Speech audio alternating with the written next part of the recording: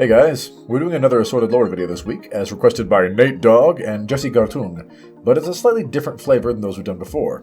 Instead of hitting multiple subjects within one franchise, we're going to go over the same subject from two different franchises. Today we're going to be going over the demons from both the Bayonetta and Diablo series.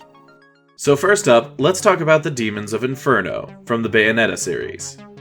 In the Bayonetta games, Inferno is very much the realm of hell, and serves a similar purpose to more classical hells from a mythological standpoint.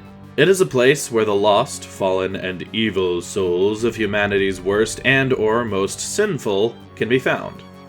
Dragged into Inferno to be tortured, devoured, or toyed with by the resident demons there.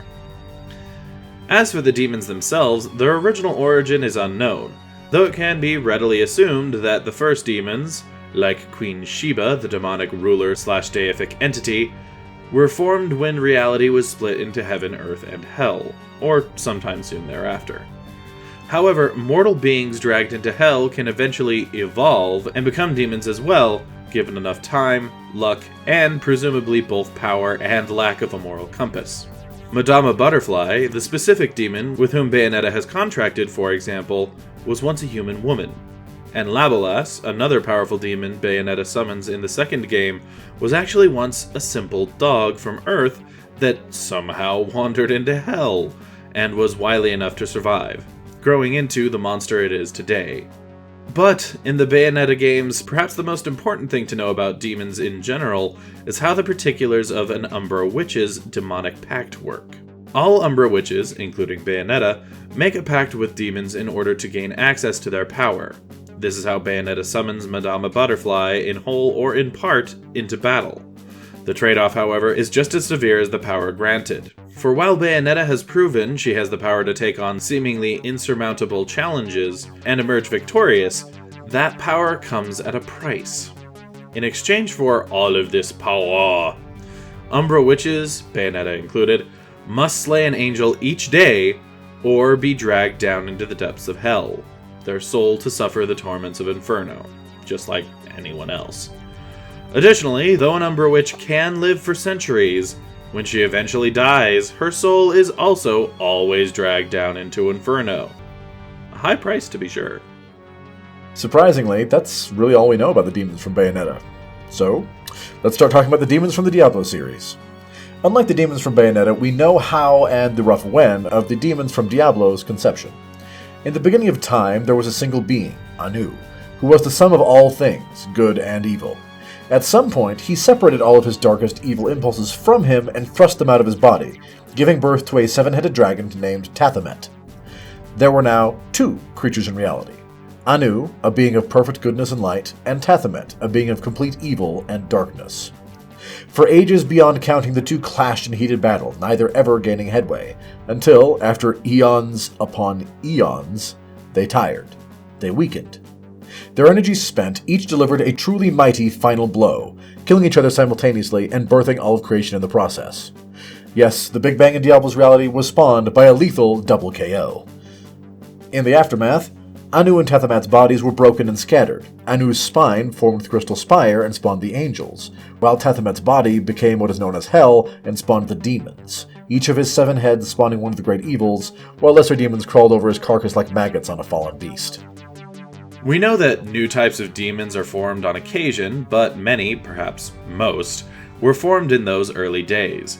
Spawned from the corrupt nature of tm&m's very being, demons in Diablo range in scale, power, and intelligence, all the way from the lowly fallen, arguably the weakest and earliest encountered types of demons in the Diablo games, up to the prime evils themselves. Not long after their birth, the great evils, broken into two groups, the lesser evils, Andariel, Asmodan, Belial, and Duriel, and the prime evils, Baal, Diablo, and Mephisto, established themselves as the rulers of Hell, carving out territories in tm&m's great corpse that shifted and flowed as they warred amongst themselves. But it wasn't just themselves that demons waged war with. No. Almost from the moment of their respective conceptions, the forces of heaven and the forces of hell have battled for dominance of the cosmos. So long has this war raged that it has been dubbed the Eternal Conflict, and much like the battle between Tophet and Anu, neither side has known true victory. Ever. The tide would turn for the angels' favor for a time, only to turn in the demons' favor for another. And back and forth, and back and forth, in an endless ebb and flow of war and destruction. It was believed by some of the angels that were it not for the demons' naturally selfish and distrusting tendencies, the demons may have won the war long ago. Where the angels stand as a united front, disciplined and working in cooperation and trust with one another, the demons are always scheming and conniving for themselves. Even the great evils plot and pit themselves and their brethren against each other constantly, always striving to better their own positions. In war, the demons zerg rush their opponents, throwing endless armies upon the angels, but before any true victory can ever be had or kept, they break apart and fight amongst each other. A fact made possible, realistically, by a trait that all demons share: a form of immortality. When a demon, any demon, dies, though its body lies broken on the field of battle, its soul will eventually find its way back to the realms of hell. Now, while we don't know the time frame and particularities of how it works, we do know that at this point, all demons, from the lowliest wretches to the prime evils themselves, will eventually be reborn in hell. Thus, the continual back and forth between the angels and the demons. When the demons fall, they'll rise again later, ready to do battle once more. As the eternal conflict has raged on, the great evils, the only real demons of consequence in the Diablo-verse, have formulated many plans and plots, the most far-reaching of which began with a civil war in Hell's ranks. The lesser evils, tired of the prime evil's seeming infatuation with mankind, apparently at the expense of the eternal conflict and what the lesser evils considered to be their real enemy, the angels, staged a coup against the prime evils. Despite wiping out hordes of their rebellious fellow demons, the three prime evils ultimately had their bodies broken and their souls banished to the realm of man, where the lesser evils hoped they'd stay and distract the angels in the process so they could storm heaven. While on Sanctuary, the human world of the Diablo games, each of the prime evils was caught and sealed into a soul stone. Long story short, though, all of those actions were orchestrated by the prime evils themselves, who had learned that they could use the soul stones, which they allowed themselves to be bound into, in order to corrupt the world stone, which sat at the heart of the Sanctuary, and in so doing, corrupt all of humanity to fall to evil and work with the demons to overthrow the angels, as humans are the only beings in creation with a capacity for both evil and good. Supposedly, despite this guy being a thing. A plot which ultimately failed, but weaving plots within plots, Diablo himself, while on Sanctuary, figured out a way to combine his great evil brethren's essence into one, and take the power for himself. He then set in motion a plan to do so, which was carried out even after his supposed death, and because of the immortality of the demon's soul, he was able to use that plan not only to bring himself back to life once more, but to combine he and the other great evils into a singular being. Not unlike the original Tophet, from which the great evils were formed back at the dawn of creation. Though we assume he was ultimately less powerful than Tophet, both because, not all of the demons were in one thing, and because otherwise, holy crap, the PCs in Diablo are the most powerful characters ever.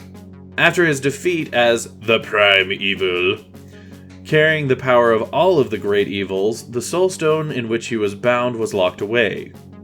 Briefly. But was later destroyed, and the angel who absorbed the power from it was also slain, presumably freeing Diablo to be reborn again in the future, because much like Stuart from Scream, I'll be right back!